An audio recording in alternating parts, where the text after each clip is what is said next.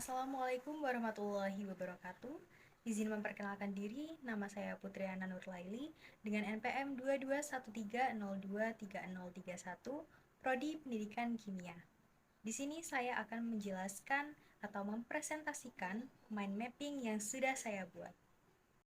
Pada mind mapping yang saya buat ini, saya mengambil materi tentang laju reaksi, di mana pengertian laju reaksi merupakan perubahan konsentrasi suatu reaktan atau produk terhadap waktu, di mana bertambahnya konsentrasi hasil reaksi dan berkurangnya konsentrasi bereaksi. Rumus dari bertambahnya konsentrasi hasil reaksi adalah V sama dengan delta konsentrasi bereaksi dibagi delta T, di mana V sama dengan kecepatan atau laju reaksi, dan delta T adalah delta dari waktu.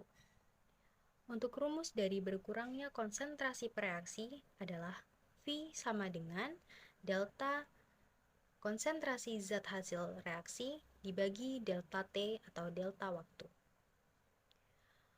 Faktor-faktor yang mempengaruhi laju reaksi ada 4 faktor. Di antaranya, yang pertama adalah konsentrasi, yang kedua luas permukaan, yang ketiga suhu, dan yang keempat adalah katalis. Yang pertama adalah faktor konsentrasi, di mana semakin tinggi konsentrasi, maka molekul-molekul yang ada dalam zat tersebut akan semakin banyak. Semakin banyak molekul-molekulnya, frekuensi tumbukan juga akan semakin banyak. Sehingga jika frekuensi tumbukan semakin banyak, maka peluang terjadinya tumbukan yang efektif juga akan semakin besar. Tumbukan yang efektif adalah tumbukan yang orientasinya tepat. Oleh karena itu, semakin tinggi konsentrasi, maka laju reaksi akan semakin cepat. Untuk faktor yang kedua adalah luas permukaan, di mana semakin luas permukaan, maka akan semakin cepat laju reaksi. Kaitannya dengan teori tumbukan adalah faktor orientasi. Berdasarkan teori tumbukan, semakin luas permukaan bidang sentuh, maka akan semakin banyak molekul-molekul yang bersentuhan dengan reaksi. Artinya, semakin besar peluang terjadinya tumbukan yang efektif, yaitu tumbukan yang orientasinya tepat. Semakin luas suatu permukaan bidang sentuh, maka semakin banyak terjadi tumbukan, dan semakin banyak terjadi tumbukan, maka akan semakin besar peluang terjadinya tumbukan yang efektif, yaitu tumbukan yang orientasinya tepat.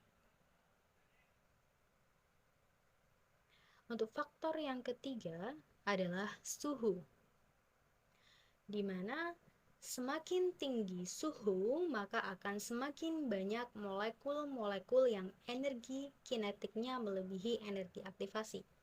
Semakin banyak molekul-molekul yang energi kinetiknya melebihi energi aktivasi, maka akan semakin banyak tumbukan-tumbukan yang bisa menghasilkan reaksi.